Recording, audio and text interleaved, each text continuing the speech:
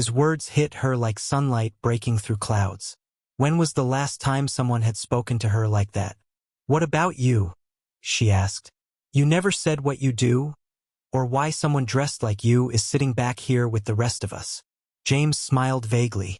"I work in business, and sometimes I prefer economy because you meet more real people here." "That's a diplomatic non-answer," she teased. "Should I be worried I fell asleep on a mystery man?" "Nothing dangerous," he laughed. "Let's just say I try to help people when I can, and sometimes that's easier without attention." The plane began its descent, breaking the spell. "This is where we say goodbye, I guess," Rachel said, sadness in her voice. "Actually," James said, reaching into his jacket, "I wanted to give you something." He handed her a cream-colored business card. Rachel read it and froze. "James Whitmore, CEO, Whitmore Industries." "You're James Whitmore?" she whispered, stunned. She'd seen the name before, news stories about scholarships, housing for single mothers, charitable projects. "Guilty," he said with a sheepish grin. "I didn't mention it because I wanted a normal conversation, not one about money or influence." Rachel stared at the card, unsure whether to feel grateful or overwhelmed. "Why didn't you tell me?" "Because you needed kindness from James the person, not James the CEO," he said softly. "And I liked being just me for a while." When the plane landed, the cabin erupted in motion. Rachel held the business card tightly, wondering if this was fate or fantasy. "The card isn't charity," James said quietly.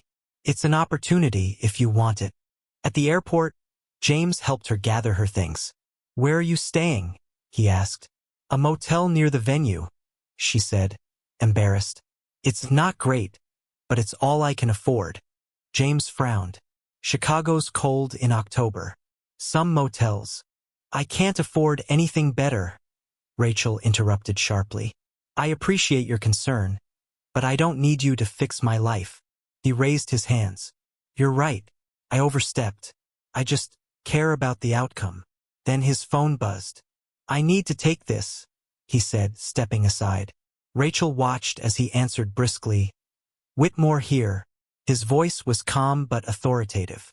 "We can't compromise on vetting the housing program.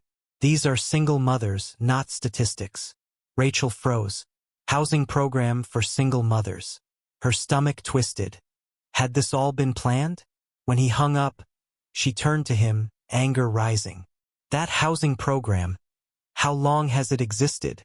3 years, James said, unaware of her tone. "We've helped hundreds of families transition to stable housing. How do you find them?" she pressed. He frowned slightly. "Through outreach referrals." "Rachel, why are you asking?" Her voice shook. "How convenient that you just happened to sit next to a single mother who fits your program. How convenient you wanted to hear my story. Was this all some setup?" "What?" "No," James said quickly. "Oh my God," Rachel whispered, voice breaking. "I actually thought someone cared about me. Not as a project, not as a headline." "Rachel, please." "I'm done," she said, clutching Sophia and walking away as tears blurred her vision. 2 days later, in a shabby motel room, Rachel sat repairing a run in her only nice dress. Sophia slept beside her. Tomorrow was Carmen's wedding, and Rachel still wasn't sure if she had the strength to go. Her phone buzzed. A polite message from Carmen. "You're still coming, right?" Rachel typed back a simple yes. A knock at the door startled her. She looked through the peephole. Carmen. Elegant, composed, out of place in this rundown hallway. "I came to talk before the wedding," Carmen said softly, stepping in. "If you're here to tell me not to come." "I'm here to apologize," Carmen interrupted, tears already forming. Rachel blinked in surprise. Carmen had never apologized for anything. 2 years ago, when we fought about your pregnancy, I said horrible things, Carmen confessed. What you didn't know was that I was pregnant too. I lost the baby 2 weeks later. I was angry and jealous. At you, at myself. So I pushed you away. Rachel's throat tightened. "Carmen, I had no idea." "I know. And I'm sorry," Carmen said, wiping her eyes. "But that's not all. Yesterday, A man called my office. James Whitmore. Rachel froze. He said he's been looking for you for 2 days. Carmen continued. Not because of charity, Rachel, but because he's in love with you. Rachel's breath caught. That's impossible. That's what I said. Carmen smiled faintly. But then he told me everything. About Sophia falling asleep in his arms.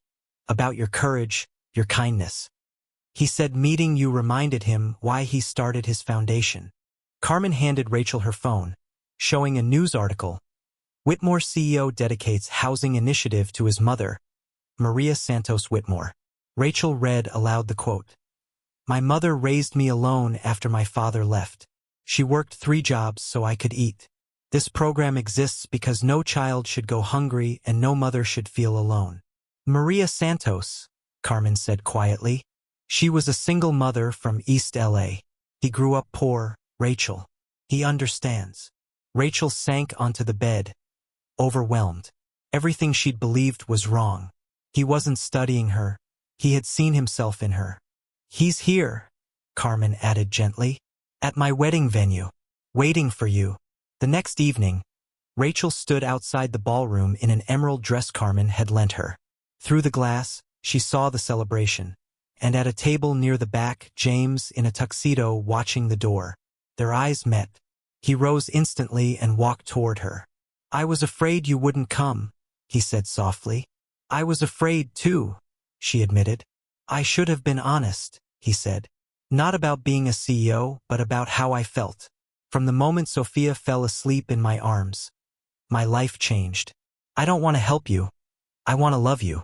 I want to be Sophia's father, not because she needs one, but because I already love her like she's mine. Rachel's tears sparkled in the ballroom light. I love you too, she whispered. I think I started falling for you the moment you made her feel safe. James cupped her face gently. Then let's start our real story, he said, smiling. May I have this dance? Rachel took his hand, stepping into the ballroom as the music swelled. For the first time in forever, she felt like she was exactly where she belonged.